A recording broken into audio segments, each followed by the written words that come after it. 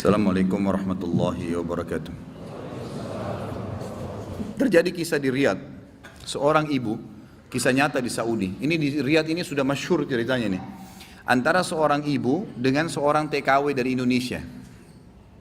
Ada satu ibu sudah divonis di Saudi, operasi kanker dia terakhir sebulan lagi. Kalau tidak berhasil, dianggap sudah mati dari sisi medis. Ini keberhasilannya kecil sekali, 10%, 90% mati orang ini. Sebulan lagi menurut ilmu medis. 3 hari setelah divonis begitu sama dokter, sebulan lagi operasi terakhir, datang pembantunya dari Indonesia. Seminggu pembantu itu kerja, bagus sekali kerjanya.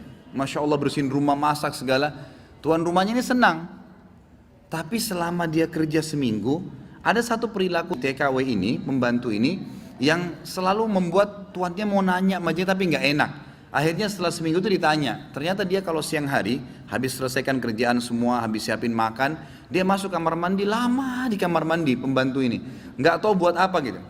Pas dia keluar dari kamar mandi setelah seminggu ditanya sama majikannya, maaf saya mau tanya, kenapa kamu ini setiap masuk kamar mandi lama, ngapain? Langsung nangis, tiba-tiba TKW itu menangis, pembantu itu menangis. Dia tanya kenapa kamu nangis? Dia bilang ceritanya begini sebenarnya. Sebelum saya berangkat ke Saudi di Riyadh ini, 12 hari sebelumnya saya baru melahirkan. Dan saya punya bayi di Indonesia. Saya lagi susuin. Nah saya tinggalkan karena keadaan ekonomi. Terpaksa saya tinggalkan. Visa sudah keluar, saya melahirkan, saya berangkat. Nah saya masuk kamar mandi ini, saya keluarin air susu saya. Karena kalau tidak payudara saya sakit. Coba. Kalau antum dengar keluhan seperti ini dari pegawai, dari staf, dari orang, apa yang antum lakukan? Perhatikan perilakunya muslimah ini, ya. Majikannya buat apa? Ini ternyata menjadi penyebab penyakitnya hilang. Apa yang dia buat? Dia bilang baiklah. Sambil dia nangis, dia dengar ceritanya, dia bilang baiklah. Dia masuk gajinya itu 800 real per bulan. Tuannya ini kebetulan punya duit di rumahnya, diambil dikali 24 bulan, 2 tahun. Dikasih pembantunya, ini uang kamu ambil. Besok saya belikan kamu tiket pulang ke Indonesia. Anggap kau sudah kerja 2 tahun. Pembantunya bilang, nggak apa-apa. Dia bilang nggak apa-apa. Anak kau lebih penting daripada saya. Urus anakmu, nggak apa-apa. Terus ada pembantunya, baiklah kalau begitu terima kasih. Kata tuannya, kalau seandainya 2 tahun kemudian habis nyusuin kamu terfikir kembali, ini nomor HP saya, dikasih, pulanglah. Pembantu kita sudah selesai nih, TKW sudah pulang Indonesia. Kita sekarang berhubungan dengan kisah ibu ini. Apa kata dia? Semenjak pembantu itu berangkat, mulai hari itu setiap hari saya menangis.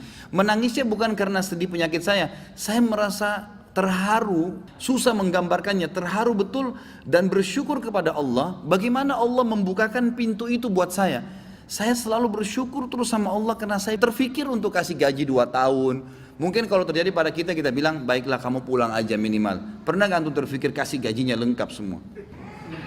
Dia bilang saya terharu kenapa saya bisa lakukan itu. Dan saya selalu bersyukur sama Allah. Saya bisa lakukan sementara memang ini ada vonis mati dekat lagi secara medis. Dia bilang tiap hari saya menangis. Dan setiap kali saya menangis saya merasa ada satu kepuasan dan keadaan saya lebih baik.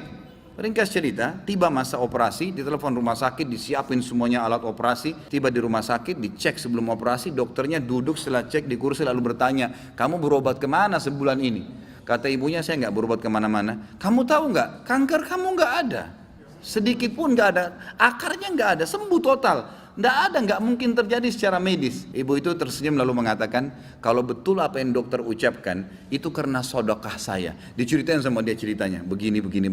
Dokternya jadi nangis. Dokternya bilang apa? Subhanallah, yang telah membukakan mata hati saya, ternyata yang menyembuhkan bukan obat sama dokter, tapi siapa? Allah subhanahu wa ta'ala. Ambil pelajaran ikhwas sekalian. Ternyata amal-amal soleh itu bisa membuat kita keluar dari masalah. Abdullah bin Umar dan Abdullah bin Abbas radhiyallahu anhum ajma'in, itu kalau beliau sedang menghadapi masalah dan tidak pecah, beliau keluar cari orang miskin dan sedekah. Keluar bertawassul dengan amal soleh. Seperti itulah. Mungkin sampai situ dulu, mudah-mudahan apa yang kita bahas bermanfaat dan menjadi tambahan ilmu buat kita. Assalamualaikum warahmatullahi wabarakatuh.